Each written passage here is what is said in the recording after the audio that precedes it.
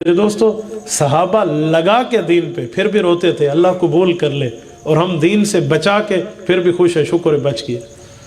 10ویں پارے کا آخری صفحہ اٹھائیں، اللہ پاک نے ایک واقعہ ارشاد فرمایا ہے۔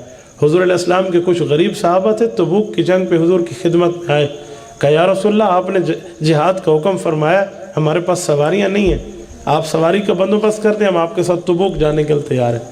اللہ آپ کو مدینہ منورہ لے جائے، اللہ آپ کی برکت سے ہمیں بھی لے جائے، آپ تبوک جائیں۔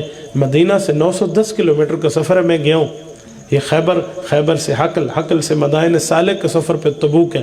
یہ اللہ کے رسول کا سخت گرمی میں سفر ہوا ہے، تو تبوک جانا تھا، تو انہوں نے کہا ہم تیار ہیں۔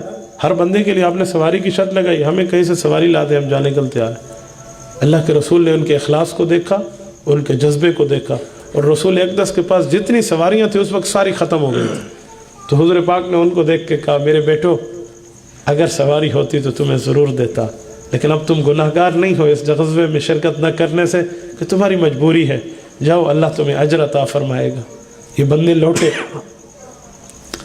قرآن کریم کہتا ہے جب ان نے کمر پلٹائی نا، حضور اس وقت نہیں دیکھ رہے تھے، ان کی آنکھوں سے آنسو جاری ہو گئے۔ کیوں رونے لگے؟ قرآن کہتا ہے وَلَا عَلَى الَّذِينَ إِذَا مَا أَتَوْكَ لِتَحْمِلَهُمْ قُلْتَ لَا أَجِدُ مَا أَحْمِلُكُمْ عَلَيْهِ تَوَلَّوْا۔ اے میرے پیارے پیغمبر، جو بات آپ نے دیکھی وہ یہ تھی کہ وہ بندے آپ کے پاس آئے، آپ سے سواریاں مانگنے لگے، اور آپ نے فرمایا کہ میرے پاس سواری اس وقت موجود نہیں ہے جو تمہیں دو۔ تولوا، انہوں نے کمر پھیری، آپ نے نہیں دیکھا، ہم نے دیکھا۔ تفیض من الدمع حزنا اللہ یجد ما ينفقون، ان کی آنکھوں سے آنسوؤں کا سمندر ابھر لایا تھا، اللہ آج کچھ ہوتا ہم تیرے نبی پر قربان کر دیتے۔ وہ اس پر بھی روتے تھے، اور آج ہم بچا کر بھی خوش بیٹھے ہیں۔ تھوڑا سا بندہ اپنے آپ کو دیکھے۔